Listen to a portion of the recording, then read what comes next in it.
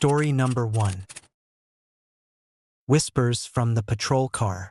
I've always believed that every town has its ghosts, some more literal than others. Growing up in our small Midwestern town, stories of restless spirits and unexplained phenomena were as common as the changing seasons. But nothing could have prepared me for what awaited me on my first night driving the old patrol car, a relic from a past I never wanted to uncover. It was my first week on the force.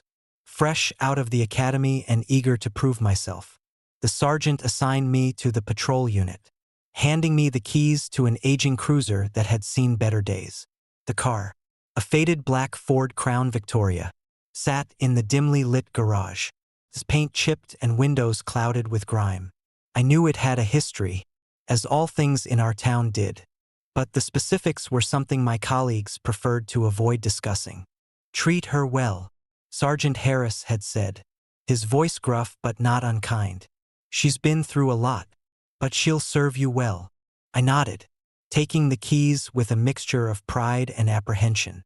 The old patrol car had been assigned to a detective named Mark Sullivan, a dedicated officer who had tragically lost his life in the line of duty 3 years prior. His death had left a lingering sense of sorrow in the department, a silent reminder of the dangers that came with the badge. As I settled into the driver's seat for the first time, the car creaked and groaned, its interior filled with the scent of old leather and lingering memories. The dashboard was cluttered with the detritus of past cases, maps, photographs, and a dusty radio that crackled with static. I took a moment to familiarize myself with the controls, my fingers tracing the worn edges of the steering wheel. The night was cool, the sky a deep indigo speckled with stars. My first call came in just after midnight, a reported disturbance at the old Miller farm on the outskirts of town. It was a quiet area, surrounded by dense woods and overgrown fields, a place where the boundaries between reality and folklore often blurred. I drove through the empty streets, the only sounds the hum of the engine and the occasional rustle of leaves in the night breeze. The old patrol car handled surprisingly well, its engine purring steadily as I navigated the winding roads leading to the farm. The siren remained silent, a reminder that sometimes the most unsettling encounters happen in the absence of chaos.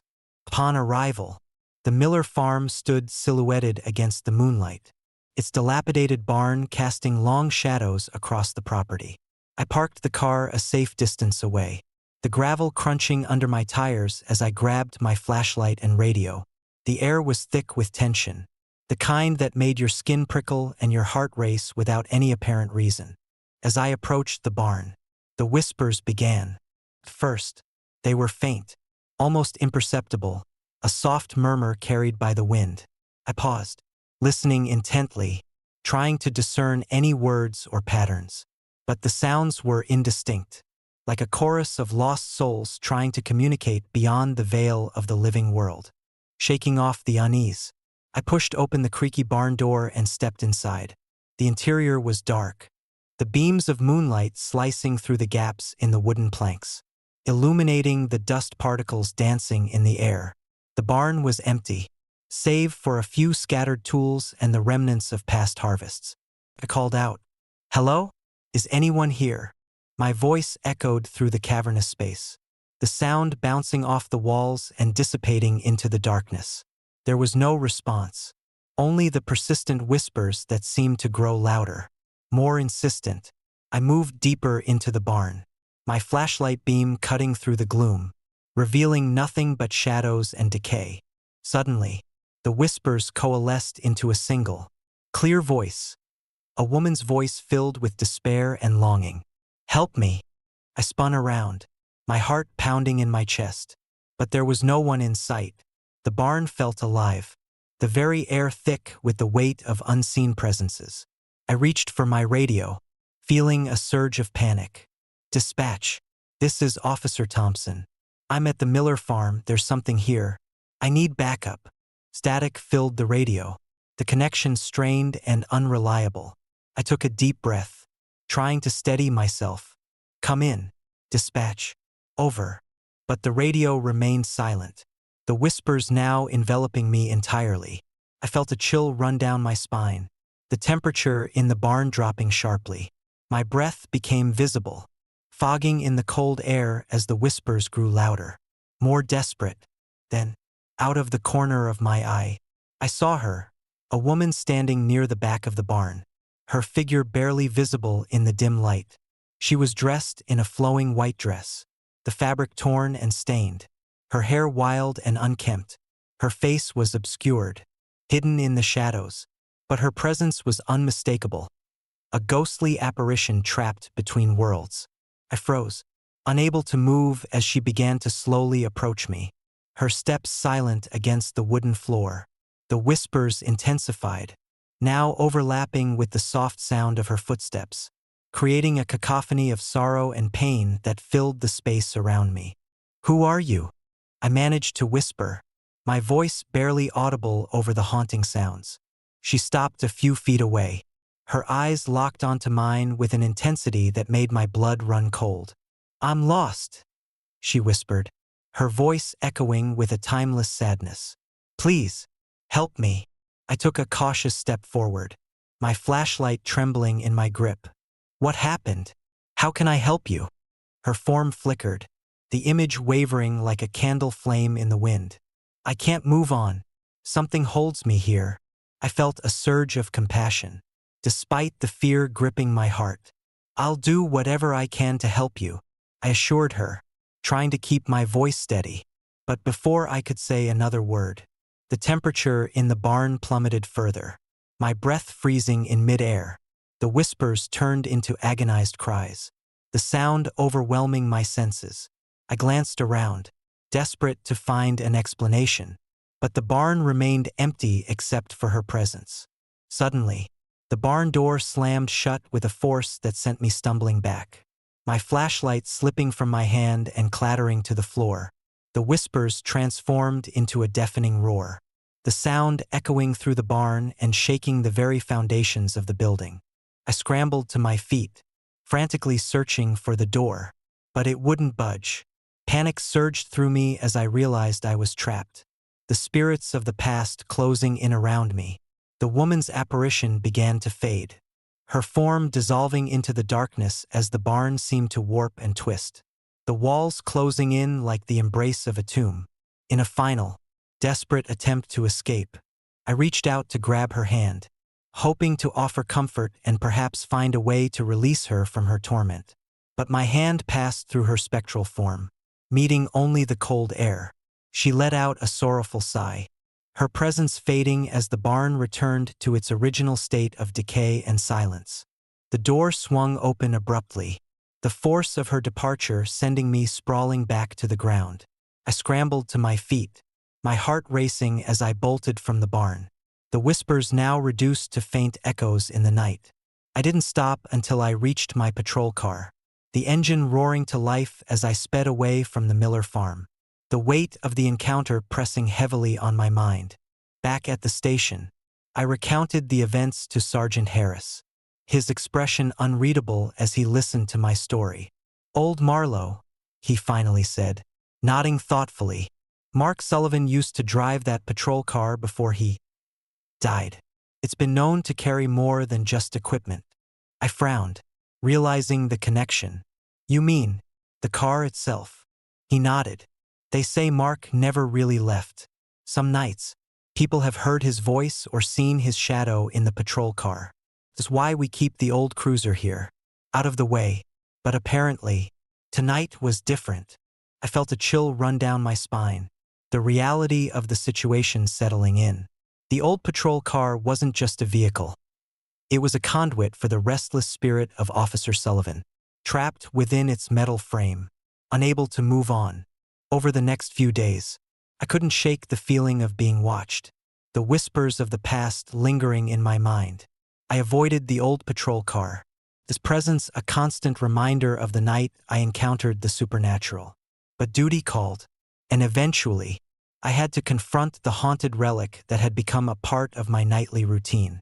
One evening, weeks after the initial encounter, I found myself driving the old patrol car once more, the night stretching out before me like a canvas of darkness. The siren was silent, the engine humming with a life of its own as I navigated the empty streets. The whispers began again, faint at first, but growing louder as I drove. I glanced in the rearview mirror, half expecting to see Officer Sullivan's ghostly form watching me from the back seat. But there was nothing, only the darkness reflecting back at me. My heart pounded as the whispers turned into coherent words, a plea that resonated with the pain and sorrow of a man who had lost everything. "Help me!" I slammed on the brakes, pulling over to the side of the road. The car engine died, and silence enveloped me once more, broken only by the distant sounds of the night. I reached for my flashlight, feeling a surge of determination mixed with fear. The old patrol car wasn't just a tool of the law, it was a prison for a soul desperate to find peace. Taking a deep breath, I stepped out of the car and approached the front door, my flashlight beam piercing the darkness inside. The interior was as familiar as ever, the worn seats and cluttered dashboard a testament to years of neglect. But tonight, there was an undeniable presence, a heaviness in the air that made my skin crawl. I called out, my voice steady despite the fear gripping my heart. "Mark, if you're here, I'm here to help you." The whispers returned, swirling around me like a tempest of lost souls. The temperature dropped once more, my breath visible in the cold air as the presence of Officer Sullivan became palpable. I felt an invisible force pressing down on me, the weight of his unfinished business bearing down on my very being. "Why can't you move on?" I asked, my voice barely above a whisper. The old patrol car seemed to groan, the sound echoing through the empty space as if the vehicle itself was alive, a vessel for the trapped spirit. The air grew colder, the darkness around me thickening with each passing second. I felt a surge of empathy, a desire to help Mark find the closure he so desperately needed. "Tell me what you need," I implored, reaching out once more to connect with the spirit of the fallen officer. The whispers transformed into a mournful cry, the sound filled with anguish and regret. Images flashed before my eyes. Mark Sullivan's last night on duty, the events that led to his untimely death, the unresolved questions that had left his soul restless. I realized that to help him, I needed to uncover the truth behind his death, to give him the justice he never received. Determined, I began to investigate, delving into old case files and speaking with the few remaining members of the force who remembered Mark. The truth was more sinister than I had imagined, a cover-up, a failure to protect, and a spirit trapped by the very system meant to uphold justice. Night after night, I returned to the old patrol car, piecing together the fragments of Mark's story. The whispers guided me, leading me to forgotten evidence and hidden truths that had long been buried. With each revelation, the presence of Mark Sullivan grew stronger, his spirit more at peace as the answers came to light. Finally, the day came when I had enough evidence to confront those responsible for the injustice that had cost Mark his life. The revelation shook the department, forcing a reevaluation of past cases and a renewed commitment to honoring the fallen. One final night, I returned to the old patrol car, the air feeling lighter, the oppressive weight of the past finally lifting. I stood in silence, the whispers now a soft, fading echo, as if Mark Sullivan's spirit was finally free to move on. The old patrol car no longer held the restless soul of a fallen officer. Instead, it stood as a testament to the power of truth and the importance of remembering those who gave everything to protect others. I felt a sense of closure, knowing that I had fulfilled my duty not just as a police officer, but as a guardian of lost souls seeking peace. As I drove the old cruiser one last time, the whispers had ceased, replaced by the quiet hum of the engine and the promise of a new beginning. The haunted relic had served its purpose, its dark secrets finally brought to light, allowing the shadows of the past to dissolve into the night. If you ever find yourself assigned an old patrol car, treat it with respect and honor the stories it holds. Some vehicles are more than just machines, they are vessels of history, carrying the echoes of those who have walked before us. And remember, every ghost has a story, and sometimes, The most haunting tales are the ones that seek justice and remembrance. Story number 2. Reflection of the Forgotten. I've always found solace in the solitude of my nightly patrols. As a police officer in our small town, the abandoned places around here offer a strange sense of peace, a break from the chaos of everyday life. But some nights, the silence holds secrets that refuse to stay buried, whispering tales of the past through the cracks and shadows. It was a chilly November evening when I received the call. The dispatcher's voice was steady but tinged with urgency. "Officer Miller, we've had reports of strange noises coming from the old Westgate Mall. It's been abandoned for years, but someone heard crying and footsteps inside. Can you check it out?" The Westgate Mall had been closed down a decade ago after a series of unfortunate events: fires, thefts, and the mysterious disappearance of a teenager that never got solved. Since then, it stood as a hulking relic of a bygone era. Its glass windows shattered, storefronts boarded up, and nature reclaiming its territory. Locals avoided it after dark, sharing stories of ghostly apparitions and unexplained phenomena. I grabbed my flashlight and radio, the chill in the air biting at my skin as I drove through the empty parking lot. The mall loomed before me, its once vibrant facade now dulled by time and neglect. The overgrown weeds snaked through the cracks in the pavement, and the silence was almost oppressive, broken only by the distant hoot of an owl and the rustling of leaves in the wind. Parking near the entrance, I took a deep breath and stepped out into the darkness. The flashlight beam cut through the night, revealing the broken tiles and debris scattered across the floor. I made my way to the main corridor, the echoes of my footsteps bouncing off the high ceilings and empty storefronts. The air was thick with the scent of mildew and decay, the remnants of the mall's former life now just a ghostly memory. As I walked down the long, dimly lit hallway, the flashlight flickered for a moment before stabilizing. I paused, listening for any sign of movement, but the only sound was the distant drip of water and the occasional scuttle of a rat. Shaking off the unease, I continued my patrol, my senses heightened by the isolation. About 15 minutes into my walk, I heard it, a faint sound, almost like a child's crying, echoing from the far end of the corridor. My heart skipped a beat, adrenaline surging through my veins. I approached cautiously, the crying growing louder, more desperate. It seemed to be coming from the food court, where the remains of old kiosks and empty tables lay scattered. I moved closer, the crying now unmistakable, a pitiful wail that sent chills down my spine. My flashlight beam landed on a large, ornate mirror hanging on the wall of what used to be a bustling cafe. The reflection stared back at me, but something was off. My image in the mirror didn't move in sync with me. As I stepped forward, my reflection took a hesitant step back. My mind raced, trying to rationalize what I was seeing, perhaps a glitch in the light or a trick of the angle. I took another step, and my reflection mirrored my movement perfectly. Confused, I stopped and watched as my image remained still, frozen in place while I continued to move. I reached out a hand to touch the glass, my fingers inches away from the cold surface, but my reflection's hand stayed firmly pressed against the mirror. A surge of fear gripped me as I realized the reflection wasn't just mimicking me. It was acting independently. "Who's there?" I called out, my voice echoing through the empty space. The crying stopped abruptly, replaced by an eerie silence that pressed in on me from all sides. I stepped back, my flashlight trembling in my grip, and tried to steady my breathing. The reflection remained motionless, its eyes seemingly following me as I moved around the room. I turned to leave, but something compelled me to stay. A voice, barely audible, whispered from the mirror, "Help me."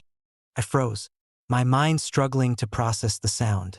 It was a woman's voice, filled with sorrow and desperation. "Help me?" she repeated, her voice echoing in my ears. I swallowed hard, taking another step towards the mirror. "Who are you? What do you want?" The reflection's eyes bore into mine, a silent plea that sent shivers down my spine. Suddenly, the temperature in the room dropped, my breath visible in the cold air. Frost began to form on the edges of the mirror, spreading like veins across the glass. The reflection reached out a hand, its fingers elongating unnaturally as they pressed against the mirror's surface. I felt an invisible force pulling me towards the glass, my body resisting the compulsion. "No," I whispered, fighting against the sensation that threatened to drag me into the mirror. The crying started again, louder this time, a haunting melody that resonated with my deepest fears, summoning every ounce of willpower. I tore my gaze away from the mirror and stumbled back, my heart racing. The reflection mirrored my movement, taking a step forward even as I backed away. Panic surged through me as I realized the mirror wasn't just reflecting me. It was trying to communicate, to reach out from the other side. I turned to leave the room, but the corridor seemed to stretch infinitely, the distance between me and the entrance growing longer with each passing second. The crying echoed around me, the walls closing in as the air thickened with an oppressive presence. My flashlight flickered violently, casting erratic shadows that danced menacingly on the walls. Desperation clawed at me as I struggled to find a way out. But the mall's abandoned structure seemed to shift and warp, the once familiar pathways now distorted and maze-like. I ran, the cries growing louder, morphing into anguished screams that pierced the night. The reflection followed me, its image appearing in every mirror I passed, each one showing a version of me trapped in an endless loop of fear. I reached what used to be the main entrance, the door seemingly just a few feet away. But no matter how hard I tried, it remained firmly shut. The crying and screaming reached a crescendo, the air around me vibrating with a malevolent energy. I turned back, my flashlight catching the reflection of a woman in white, her faceless face staring at me with empty eyes. "No, please," I begged, my voice breaking as tears welled up. "Let me go." The reflection raised a hand, pointing behind me. My heart raced as I turned, expecting to see something. But the corridor was empty, no sign of the woman, no indication of what she wanted. The room felt alive, the walls pulsating with an unseen force that pressed in on me, threatening to consume me. With a final burst of determination, I focused on breaking free from the mall's twisted reality. I slammed my fist against a nearby wall, the impact reverberating through the corridor. The crying and screaming halted abruptly, replaced by an oppressive silence that weighed heavily on my chest. I sprinted towards the entrance, the doors now flinging open effortlessly as if granting me passage. Bursting out into the cool night air, I gasped for breath, the chill a stark contrast to the suffocating darkness I had left behind. I didn't stop until I reached my patrol car, the engine roaring to life as I sped away from the haunted halls of the Westgate Mall. The reflection of the faceless woman lingered in my mind, a ghostly image that refused to fade. Back at the station, I tried to recount the events to my colleagues, but their skeptical glances offered no comfort. Some suggested it was a hallucination brought on by stress and fatigue, while others dismissed it as a trick of the light or a malfunctioning mirror. But I knew what I had experienced was real, a supernatural encounter that defied explanation and left me questioning the very nature of reality. In the weeks that followed, I couldn't shake the memory of that night, the image of my reflection acting independently, the anguished cries, and the faceless woman haunted my dreams, a constant reminder of the thin veil between the mundane and the paranormal. I avoided mirrors, especially old ones, and steered clear of abandoned places, the fear of encountering the unknown too great to ignore. One evening, nearly a month later, I received another call about strange noises in the Westgate Mall.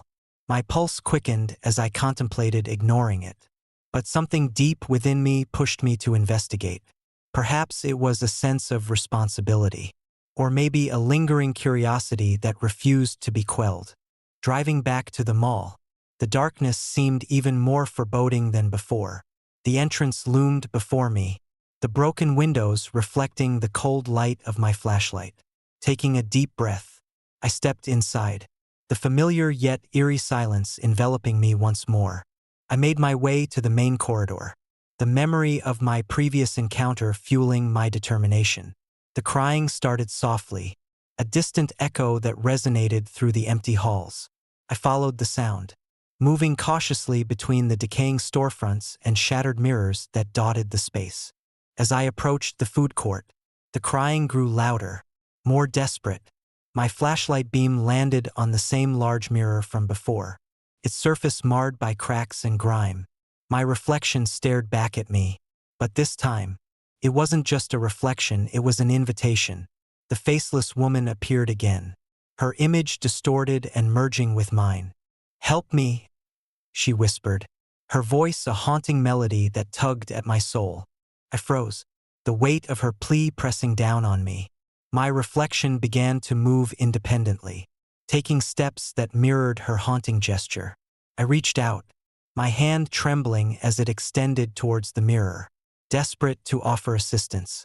But as my fingers touched the glass, a surge of cold energy shot through me, pulling me into the reflection's grasp. The world twisted and warped as I was dragged into the mirror, the darkness enveloping me in an abyss of fear and uncertainty. I found myself standing in the same corridor, but everything was distorted, twisted by an otherworldly presence. The crying echoed around me, a symphony of sorrow and despair that filled the air. The faceless woman stood before me, her eyes empty yet filled with an indescribable emotion. "Why won't you help me?" she cried, her voice breaking the silence. I struggled to speak, my voice lost in the overwhelming presence that surrounded me. "I'm here to help," I managed to say, my words muffled by the darkness. The reflection of myself stood beside her, mirroring my every move but lacking any semblance of humanity. Together, we faced the faceless woman, her presence a bridge between the living and the dead. The air was thick with unresolved pain and unspoken truths, the boundaries between our worlds blurred by the mirror's malevolent influence. In that moment, I realized that her cries were not just a plea for help. They were a manifestation of the mall's dark history, a place where tragedy and mystery intertwined to create a lingering curse. The Westgate Mall was more than an abandoned building. It was a conduit for lost souls, their stories etched into the very fabric of its existence. Summoning every ounce of strength, I reached out to her, my hand passing through the cold glass as I tried to convey my intention to help. The reflection mirrored my gesture, both of us reaching out to bridge the gap between our realities. The crying softened, the anguish in her voice giving way to a mournful sorrow. "Find peace," I whispered, my voice echoing in the emptiness. "I'll help you." The faceless woman's form began to shimmer, the darkness around her lifting as if a weight had been lifted. The reflection of myself and the woman stood side by side, a silent promise of understanding and resolution. Slowly, her figure faded, the crying transforming into a gentle whisper that lingered in the air.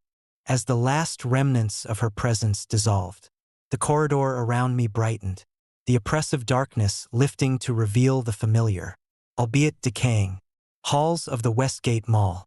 I found myself standing alone, the mirror before me now clear and unblemished, reflecting only my image back at me. Breathing heavily, I turned to leave, the experience leaving an indelible mark on my soul.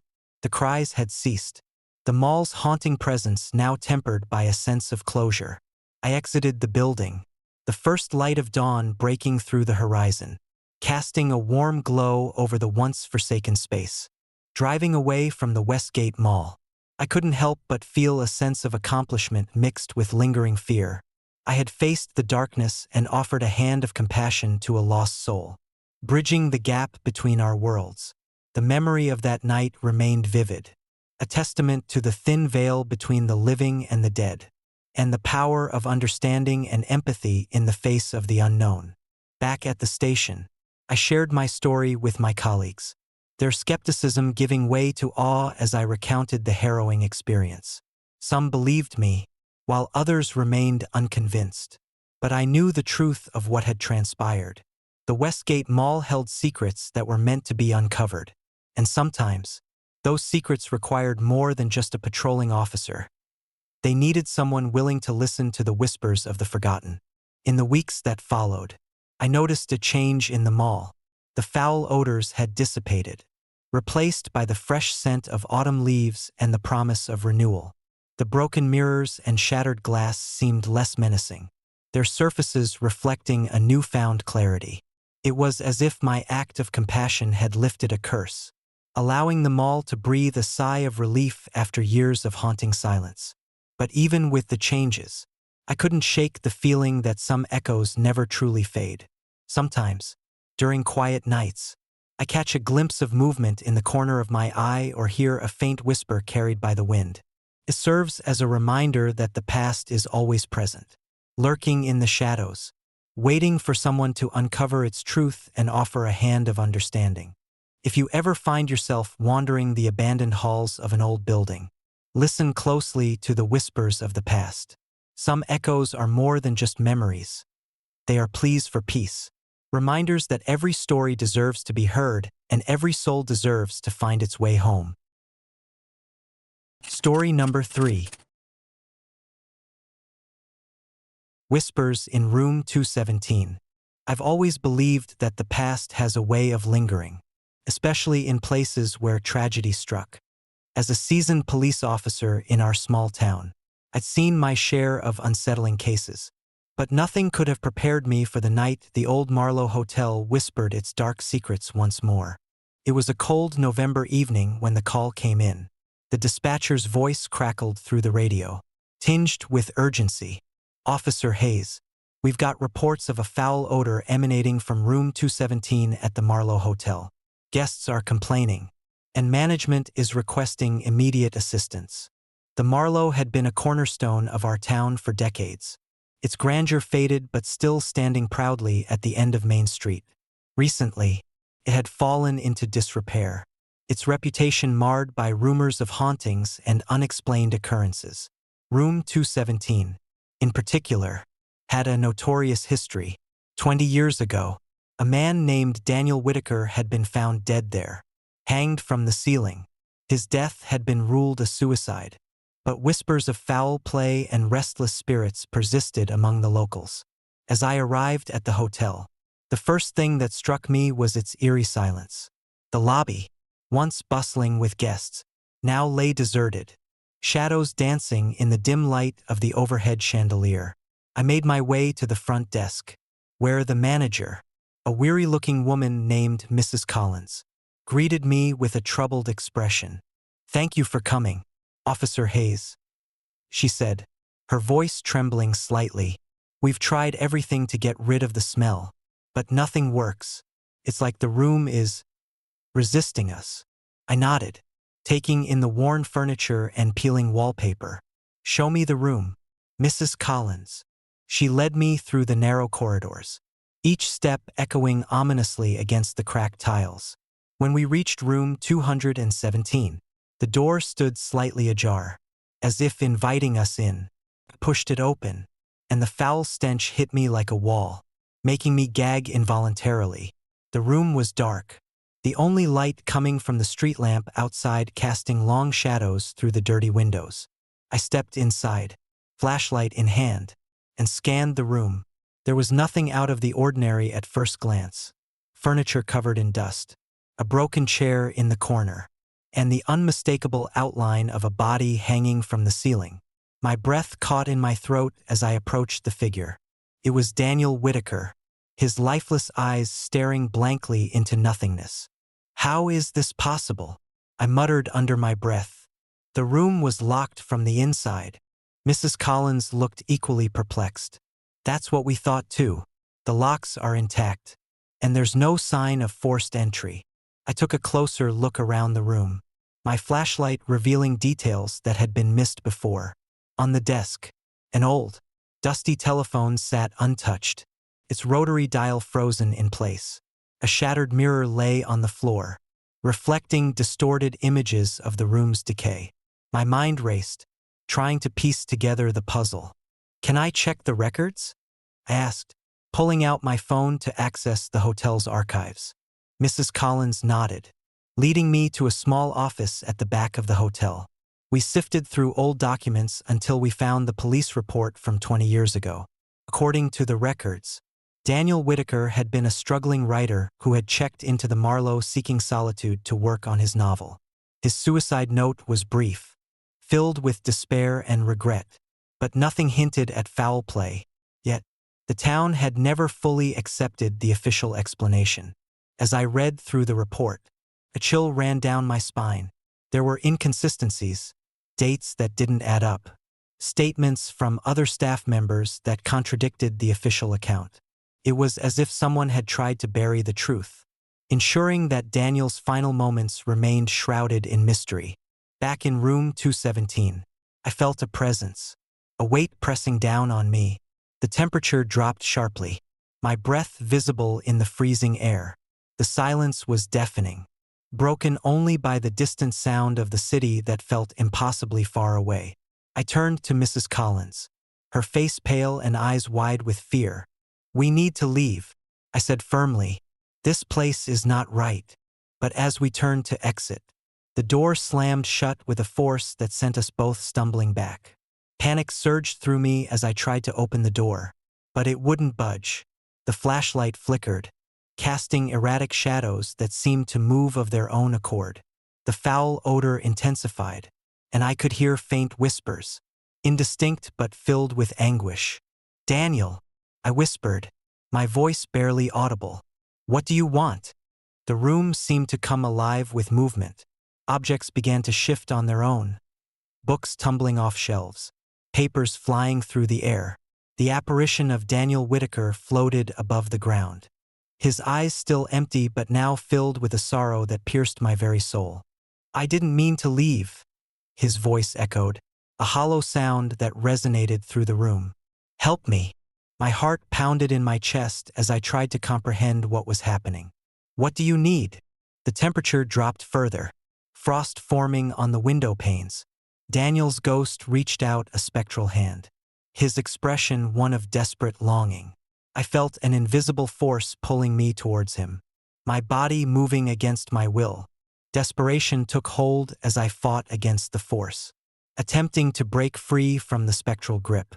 "We need to go," I shouted, struggling to resist. Mrs. Collins backed away, her own fear palpable. But the room had other plans. The walls began to close in, the ceiling lowering, trapping us in a shrinking space. The whispers grew louder, more insistent, as the foul odor became almost unbearable. "Please," Daniel's voice pleaded, his form flickering with each word. "Help me find peace." In a final surge of determination, I mustered all my strength and shouted, "I'm here to help you. Daniel, tell me what you need." The temperature suddenly rose, the oppressive cold lifting as if released by my words. The walls stopped closing in, the whispers fading into a soft murmur. Daniel's apparition softened, his eyes no longer empty but filled with gratitude. "Release me," he whispered, his form beginning to dissipate. "Thank you." With that, he vanished, leaving the room in an unsettling stillness. The door swung open effortlessly, allowing us to exit the room. We stumbled out into the corridor, gasping for breath. The oppressive atmosphere lifted but leaving a lingering sense of unease. Back in the office, I reviewed the records once more, piecing together the forgotten details. Daniel Whitaker had been a talented writer, but his struggles had driven him to the brink. It seemed that his spirit was trapped, unable to move on until his pain was acknowledged and his story told. Mrs. Collins and I agreed to honor Daniel's memory by ensuring his story was remembered, preventing his spirit from remaining trapped in the Marlowe's haunted halls. We reached out to local historians and uncovered forgotten letters and unpublished manuscripts, shedding light on Daniel's life and struggles. Months passed, and the Marlowe Hotel underwent a transformation. Restoration efforts aimed to preserve its historical significance while honoring those who had been lost within its walls. Room 217 was no longer a source of fear but a testament to the resilience of the human spirit and the importance of remembering those who came before us. I still patrol the quiet roads near the Marlowe, But the experience has changed me. I've learned that some places carry the weight of untold stories, and that acknowledging the past can bring peace to both the living and the departed. The whispers of Room 217 have faded, replaced by the sounds of a town moving forward, forever touched by the echoes of a man who sought solace and found his final rest. If you ever find yourself near the old Marlowe Hotel, take a moment to reflect on the stories it holds. Some places are more than just buildings. They are repositories of memories, both joyous and tragic. And remember, every whisper in the night may carry the weight of a soul yearning for understanding and peace. Story number 4. The Faceless Witness. I've always prided myself on being rational. As a police officer patrolling the quiet roads of our small town, I've seen my fair share of oddities and witnessed things that defy explanation. But nothing could have prepared me for the night I encountered the faceless woman. It was late October, and the chill in the air hinted at the approaching winter. The trees lining the road were a tapestry of fiery reds and golds, their leaves crunching under the tires of my patrol car. I had been assigned the northern stretch of Highway 27, a desolate road that cut through the heart of the Allegheny forest. Most nights were uneventful, the darkness broken only by the occasional flicker of headlights from passing vehicles. But that night felt different, charged with an unsettling energy that I couldn't quite place. Around midnight, fatigue began to set in. I rolled down my window to let in some fresh air, the scent of damp earth and decaying leaves filling my senses. As I scanned the road with my headlights, a figure caught my eye, a woman standing at the side of the road, just a few hundred yards ahead. She was dressed in a flowing white dress that seemed out of place in the dense forest surrounding us. Curiosity piqued. I slowed the car, the engine idling as I approached her. The road was nearly empty, the only sounds the distant hoot of an owl and the rustling of leaves in the gentle breeze. As I drew closer, the woman turned to face me. Her posture was rigid, and her eyes seemed to stare right through me, unblinking and empty. I parked the car a safe distance away and stepped out, flashlight in hand. "Are you okay?" I called softly, trying to mask the apprehension creeping into my voice. The woman didn't respond, her gaze unwavering. I took a cautious step forward, wanting to offer assistance, but something felt terribly wrong. As I moved closer, my breath visible in the chilly night air, I noticed her face was an abyss, a smooth, unbroken expanse of black where eyes, nose, and mouth should have been, a void so complete it seemed to swallow light, leaving only darkness where expressions and emotions should reside. My heart pounded in my chest, and a wave of nausea washed over me. Before I could react, the woman let out a soundless scream, a vibration that resonated deep within my bones. The temperature around us plummeted, frost forming on my collar despite the mild weather. I stumbled back, tripping over a root hidden beneath the fallen leaves. As I scrambled to regain my footing, the woman began to fade, her form dissolving into the night air like mist. I stood there, paralyzed by fear, watching as the spot where she had stood became nothing more than an empty roadside.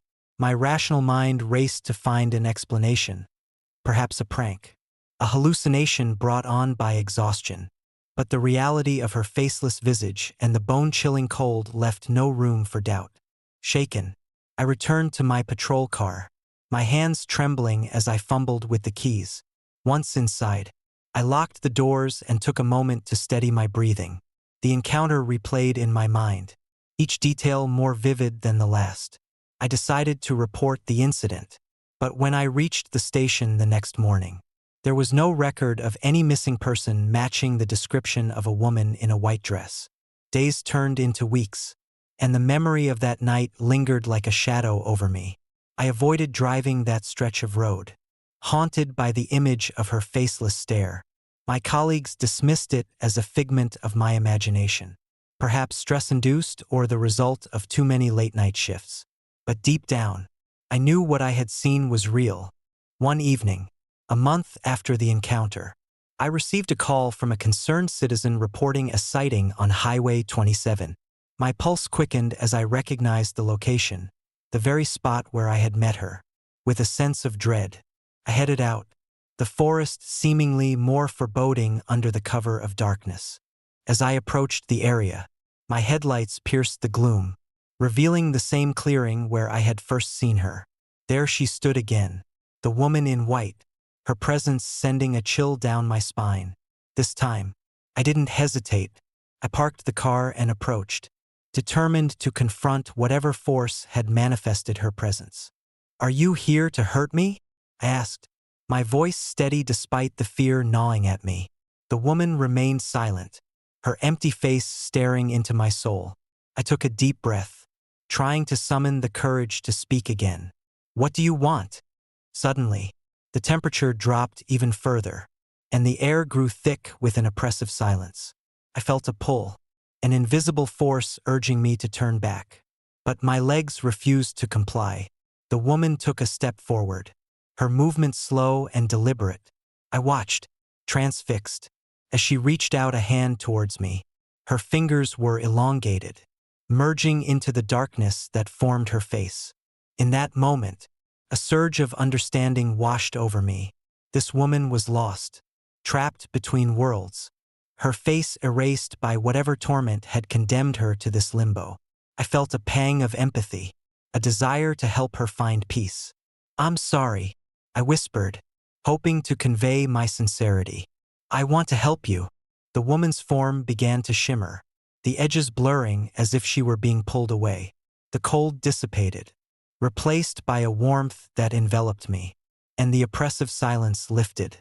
With a final, silent acknowledgement, she faded into the night, leaving me alone once more. As I stood there, the first light of dawn breaking through the trees, I felt a sense of closure. The encounter had changed me, deepening my belief in the unseen and the mysteries that lie beyond our understanding. I made a silent promise to honor her memory, to remember the faceless witness who had reached out from the shadows. Months passed, and life returned to normal. I continued my patrols, but the memory of that night never left me.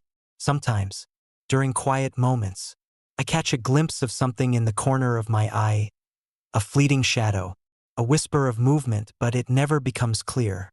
The forest remains a place of beauty and secrets, its depths holding stories that defy explanation. If you ever find yourself driving down Highway 27 on a lonely night, and you see a woman in white standing by the roadside, remember my story. Some souls wander the earth, searching for solace, their faces lost to the darkness that binds them. Approach with kindness, for you might be the one to help them find their way home.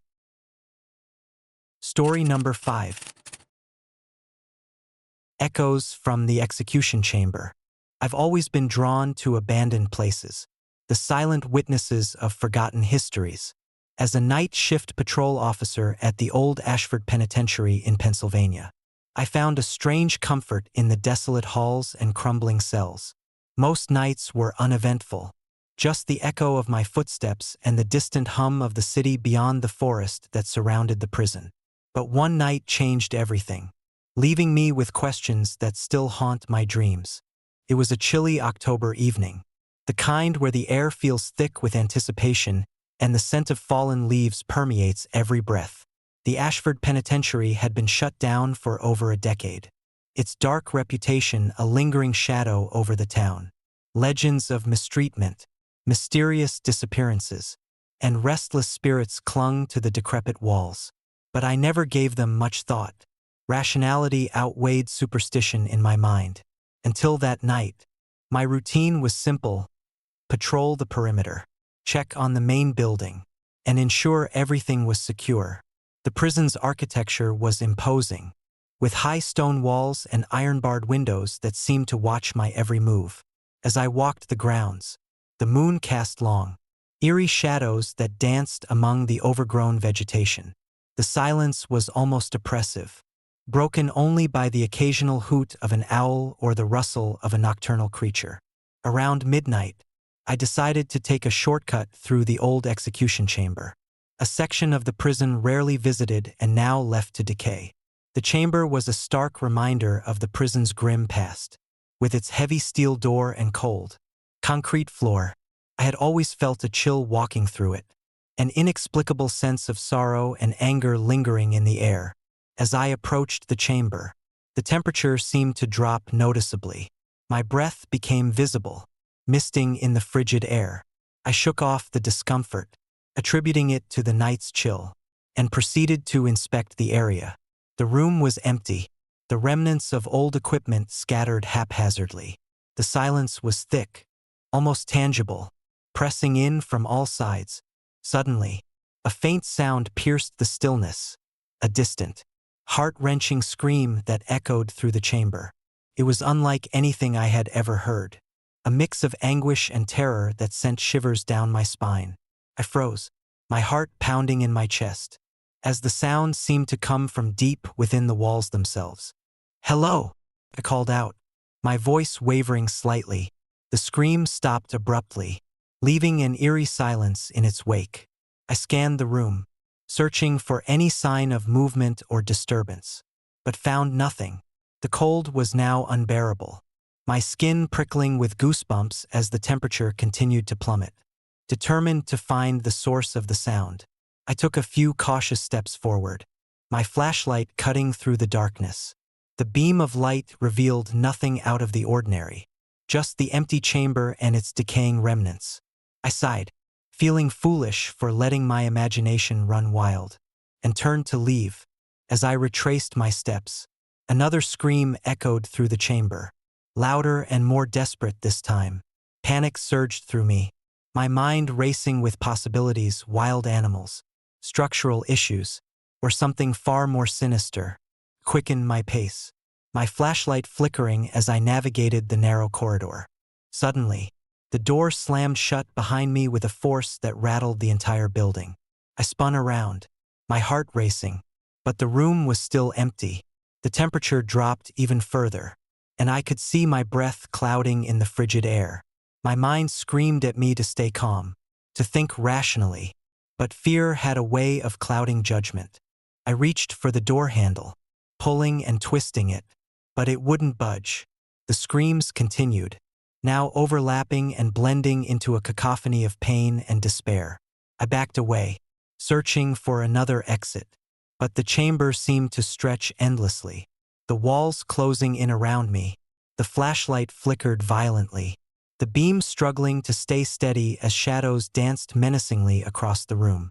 Desperation clawed at me as I realized I was trapped. The screams grew louder, more intense, filling the chamber with a suffocating presence. I stumbled backward, my foot catching on debris, and fell to the cold, hard floor. Pain shot through my body as I hit the ground, but the agony was nothing compared to the terror gripping my heart. Through blurred vision, I saw a figure emerging from the darkness, a spectral apparition, translucent and ethereal, its form shifting and wavering like smoke in the wind. It stood a few feet away, its eyes hollow and filled with sorrow. The scream had transformed into a mournful wail, a plea for release that resonated deep within me. "I'm sorry," I whispered, my voice barely audible over the haunting soundscape. "I didn't mean to disturb you." The apparition tilted its head, as if trying to understand my words, before reaching out a ghostly hand towards me. The temperature continued to drop, frost forming on my skin, making it difficult to move. I felt an invisible force pulling me towards the spirit, my body moving against my will. Memories flooded my mind, visions of the prison's dark past, of lives lost and justice denied. The screams were echoes of those who had suffered within these walls, their anguish immortalized in the very fabric of the building.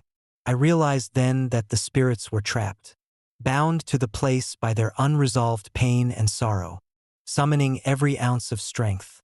I willed myself to resist the pull, to break free from the spectral grip. My hands trembled as I struggled against the invisible force, my mind focused on escaping the torment that surrounded me. The apparition watched, its eyes reflecting the torment of countless souls, before slowly fading back into the darkness. With a final, desperate effort, I managed to push myself up, my body aching from the exertion. The door creaked open, and I stumbled out into the corridor, gasping for breath. The temperature began to rise, the oppressive cold lifting as I made my way back to the patrol car. The screams had ceased, replaced by an eerie silence that now felt even more unsettling. I didn't stop until I reached the safety of the vehicle, my body trembling from the ordeal. As I drove away from the execution chamber, the first light of dawn began to break through the trees, casting long shadows that seemed to retreat from the darkness. The forest stood silent, the secrets of the night hidden once more beneath the veil of daylight. Back at the station, I tried to rationalize what had happened, but the evidence was undeniable. The temperature readings had plummeted inexplicably, and the residual energy from the spirits lingered in the air. I knew I couldn't shake the experience, the haunting cries that still echoed in my mind. In the weeks that followed, I researched the history of Ashford Penitentiary, uncovering stories of wrongful executions and unexplained disappearances. The execution chamber had been the site of numerous controversial deaths, each one leaving a scar on the collective memory of the town. It was clear that the spirits of those wronged souls were still seeking closure, their anguish a persistent presence within the walls. I began to feel a sense of responsibility, a desire to help these restless spirits find peace. Night after night, I returned to the prison, armed with nothing but compassion and a willingness to listen. Slowly, the screams diminished, replaced by a tranquil silence that hinted at the possibility of resolution. One night, as I stood once more in the execution chamber, the temperature remained steady, and the air felt lighter. The chamber was still empty, but a sense of calm permeated the space. I felt a gentle breeze, as if a spirit had passed on, leaving behind a whisper of gratitude. As I left the prison for the final time, I glanced back at the imposing structure, now bathed in the soft glow of moonlight. The shadows that once held terror now seemed to embrace the dawn, the forest reclaiming its silence. I knew that the spirits had found their peace, their voices finally quieted after years of suffering. The experience changed me, deepening my respect for the unseen and the stories that linger in forgotten places. If you ever find yourself near an abandoned prison, listen closely to the whispers of the past. Some echoes are more than just memories. They are pleas for understanding, reminders that every soul deserves peace, even in death. Story number 6. Echoes from the Earth. I've always believed that the forest holds secrets, whispers of the past tangled within its ancient trees. As a seasoned police officer in our small town, I'd heard my fair share of strange stories, but nothing could have prepared me for the night the forest called out to us in a way that defied logic and reason. It was a chilly October evening, the kind where the air feels thick with anticipation, and the leaves crunch underfoot with every step. Our call center was busier than usual, the nights getting longer and the shadows deeper as winter approached. That night, amidst the usual chaos of distressed voices and urgent pleas, one call stood out, a frantic, panicked voice pleading for help. "Please, someone help me. I'm lost and I can't find my way out," the woman cried, her voice trembling with fear. I was dispatched immediately, along with Officer Daniels and a patrol car.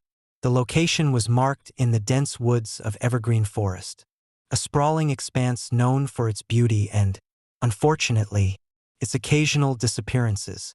As we drove towards the coordinates, the forest loomed larger, the darkness pressing in from all sides. Upon arrival, the area was eerily quiet, the usual sounds of nocturnal creatures silenced as if the forest itself was holding its breath. We followed the signal to a clearing, where the phone's last location had been pinpointed. The ground was soft, and it took some digging to uncover the source, a weathered, old-fashioned rotary phone, half buried in the earth. My heart raced. How was this possible? Officer Daniels approached cautiously, flashlight in hand. "This phone stopped working years ago," he muttered, examining the device. Indeed, the model was outdated, a relic from a time before cell phones dominated our lives. I felt a chill run down my spine. How could a phone from the past be calling us now? Determined to find answers, we scoured the area for any signs of the woman. The forest was dense, the trees intertwining overhead to create a canopy that swallowed our light. Hours passed with no trace of her, the silence growing heavier with each minute. Frustration and fear gnawed at us.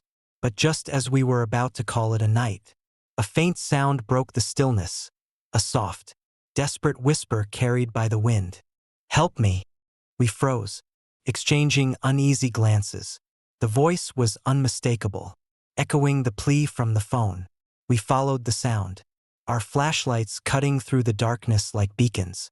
The whisper led us deeper into the forest, to a place where the trees seemed older, their trunks gnarled and twisted. There, in a small clearing bathed in moonlight, we found her, or what remained of her. A woman stood motionless, her eyes hollow and empty, staring into the void. Her clothes were tattered, and her skin bore the marks of time and torment. As we approached, she didn't move, but the air around her grew colder, the forest darker. Officer Daniels took a step forward, trying to communicate. "Ma'am, we're here to help." "What happened?" She remained silent, her gaze fixed on something beyond our sight. Suddenly, her head snapped towards us, eyes blazing with a supernatural intensity. A guttural growl emanated from her throat, sending shivers down our spines. The ground beneath us trembled as if reacting to her presence. "We need to go," I whispered urgently, signaling for us to retreat. But the forest seemed to close in, the trees shifting and rearranging themselves, blocking our path. Panic surged as we realized we were trapped, the very woods conspiring against us. Desperately, we tried to backtrack, but every direction led us deeper into the labyrinth of trees. The woman's presence was suffocating, her silent scream echoing in our minds. The rotary phone we had found began to ring again, the sound piercing the night with its eerie clarity. "Please, help me." The voice echoed once more urgent and filled with anguish. I glanced back to see the woman slowly fading into the darkness, her form dissolving like mist. The forest's grip loosened, allowing us a narrow path to escape. Without a second thought, we sprinted, branches whipping against our faces, the moonlight our only guide. The sounds of the forest returned, but now they were tinged with a haunting melody that seemed to follow us. We didn't stop until the first light of dawn broke through the trees, casting long shadows and revealing the path back to our patrol car. Exhausted and shaken, we loaded into the vehicle in silence, the weight of the night's events pressing heavily upon us. Back at the station, we examined the phone again, hoping for some rational explanation, but it remained a mystery. No power, no connection, just an ordinary relic from a bygone era. I couldn't shake the feeling that we had encountered something beyond our understanding, a spectral echo trapped between the past and present. Days turned into weeks, and the memory of that night lingered like a persistent shadow. I delved into old records, uncovering stories of a woman named Eleanor who had vanished in Evergreen Forest decades ago. Her disappearance had remained unsolved, her fate a haunting mystery. The phone we found had belonged to her, a lifeline she had used in her desperate search for help. Sometimes, late at night, I find myself staring out the window, listening for the faint ring of a rotary phone or the distant whisper of a lost soul. The forest remains a place of beauty and terror, the secrets buried beneath layers of earth and time. If you ever find yourself wandering those woods, heed this warning. Some echoes from the past refuse to be silenced, and some spirits linger, yearning for resolution. I still carry the memory of that night, a testament to the thin veil between our world and the unknown. The forest whispers its secrets to those who listen. But beware, the echoes may lead you into darkness from which there is no return. And sometimes, the call for help is not just a plea, but a warning of the shadows that watch and wait, hidden beneath the canopy of trees. Story number 7. Whispers in the Cornfield. I've always believed that the heart of horror lies in the ordinary, in the places where you least expect darkness to reside. As a police officer in our small rural town, my nights were usually uneventful, filled with the usual calls about noise complaints or lost pets. But one crisp autumn evening, a call about a child's cries in the cornfield would forever change my perception of the night.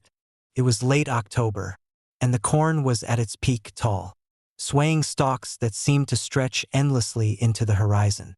The harvest season had transformed our town into a patchwork of gold and green, but with the beauty came a sense of eeriness, as if the fields themselves were holding their breath. I had just finished my shift, eager to head home and enjoy the warmth of my family's fireplace, when the call came in. 911. What's your emergency?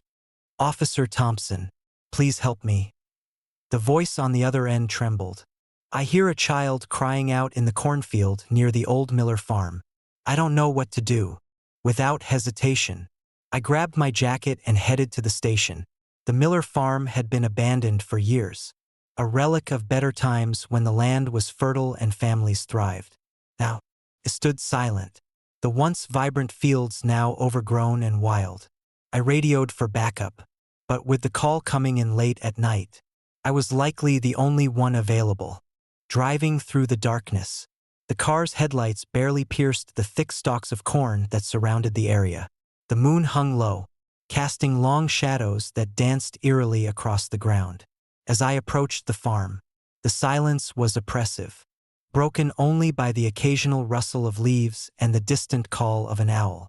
I parked my patrol car at the edge of the cornfield, the engine humming softly. Taking a deep breath, I stepped out, the cold night air biting at my skin. The cries of the child were faint but persistent, echoing through the vast expanse of corn. I followed the sound, moving cautiously between the tall stalks, my flashlight cutting through the darkness like a beacon.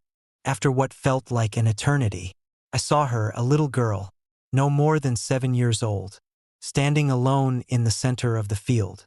She was dressed in old-fashioned clothes, a faded dress that looked as though it had seen better days. Her hair was tangled, and her eyes held a sadness that seemed too deep for someone so young. She was staring directly at me, her small hand pointing behind me. "Hey, little one," I called softly, trying to soothe her. "Are you okay? What's your name?" She didn't respond. Instead, she continued to point behind me. I turned slowly, my heart pounding in my chest. In the distance, barely visible through the corn, a tall, dark shadow glided across the field. It was humanoid in shape but lacked any distinct features, an amorphous darkness that moved with an unsettling grace. I spun back around, but the girl was gone. Panic surged through me as I scanned the field, the corn now seeming to close in around me. "Hey, where are you?" I shouted, but there was no answer, only the oppressive silence of the night. I took a step forward, my flashlight beam sweeping the field, hoping to catch another glimpse of her. Suddenly, the temperature dropped, and I felt a chill seep into my bones. My breath quickened, visible in the cold air. As I tried to steady my nerves, the cries of the child echoed once more, louder this time, as if coming from all around me, desperate to find her. I continued my search, moving deeper into the cornfield. The stalks rustled with unseen movement, and shadows seemed to shift and writhe at the edges of my vision. Every sense was on high alert, the fear gnawing at me like a relentless beast. Then, out of the corner of my eye, I saw her again, the little girl standing still, her eyes hollow and empty. She began to walk toward me, her movements slow and deliberate. As she approached, the tall, dark shadow reappeared, this time closer, his presence suffocating. "Please," she whispered, her voice barely audible over the wind. "Help me." I reached out, desperate to offer comfort, but as I did, the shadow lunged forward, engulfing her in darkness. The world seemed to tilt, the cornfield warping around me as if reality itself was bending under the weight of the supernatural force. I stumbled, trying to regain my balance, but the shadow continued to advance, its form shifting and twisting in the dim light. With a surge of adrenaline, I turned and ran, my feet pounding against the soft earth as I fled the cornfield. The cries of the child and the ominous presence of the shadow chased me, echoing in my ears like a haunting refrain. Branches whipped past my face, tearing at my clothes and skin. But I didn't stop. My only thought was to escape the nightmare that had become my reality. Breathless and terrified, I broke free from the cornfield and reached my patrol car, fumbling with the keys as the sounds of pursuit grew fainter. I slammed the door shut, locking it with trembling hands, and started the engine, speeding away from the farm as fast as I could. The moonlight faded behind me, swallowed by the darkness of the night as I drove through the winding roads back to town. I didn't stop until I reached the station, the weight of the encounter pressing heavily on me. My colleagues tried to reassure me, but their words felt hollow against the lingering fear that clung to me like a shadow. I couldn't shake the image of the faceless shadow and the little girl's sorrowful eyes, haunting me in the quiet moments of the night. Days turned into weeks, and the memory of that night remained etched in my mind. I avoided the cornfield, unable to bear the thought of returning to that place of darkness and despair. The townsfolk dismissed my story as the product of a restless mind, fueled by stress and the isolation of my job. But deep down, I knew what I had seen was real. Something ancient and malevolent still roamed the cornfields, its presence a lingering curse on our small town. One evening, nearly a month later, I received another call. The dispatcher's voice was frantic, the same desperation as before. "Officer Thompson, there's been another incident in the cornfield. A child is crying out for help." My blood ran cold. I hesitated, the fear from my previous encounter gnawing at me. But duty called. I grabbed my jacket and headed back to the station, my mind racing with thoughts of the little girl and the shadow that had pursued me. As I drove towards the cornfield, the sun had long set, and the darkness seemed even more oppressive than before. I parked at the edge, the cornfield stretching out before me like a sea of darkness. Taking a deep breath, I stepped out of the car, flashlight in hand, and began my patrol. The cries were louder this time, a piercing wail that cut through the night. I followed the sound, my heart pounding in my chest as I navigated the familiar path. The cornfield was dense, the stalks towering above me, their rustling whispers amplifying my anxiety. Every shadow seemed to hide a threat, every rustle a harbinger of the unknown. Then, in the distance, I saw her, a little girl, standing alone in the center of the field. Just as I had before, her clothes were tattered, her eyes vacant, and her small hand pointed behind me. I approached cautiously, calling out her name, but she didn't respond. Instead, she began to walk, her movements slow and deliberate, the dark shadow trailing behind her. As I moved closer, the temperature plummeted, frost forming on my skin despite the mild weather. The shadow loomed larger, its form becoming more defined, more menacing. My mind screamed at me to run, to flee from the impending doom, but I couldn't tear my eyes away. "Please," she whispered again, her voice filled with anguish. "Help me." I reached out, desperation driving me to offer comfort. But as I did, the shadow lunged forward, enveloping her in darkness once more. The world seemed to warp, the cornfield twisting around me as reality bent under the weight of the supernatural force. I stumbled, fighting against the pull, but the shadow continued its relentless advance. With a burst of adrenaline, I turned and ran, my feet pounding the earth as I fled the cornfield. The cries of the child and the ominous presence of the shadow pursued me, echoing in my ears like a haunting melody. Branches tore at my face, the cold biting into my skin. But I didn't stop. My only thought was to escape the nightmare that had become my reality. Breathless and terrified, I broke free from the cornfield and reached my patrol car once more, fumbling with the keys as the sounds of pursuit grew fainter.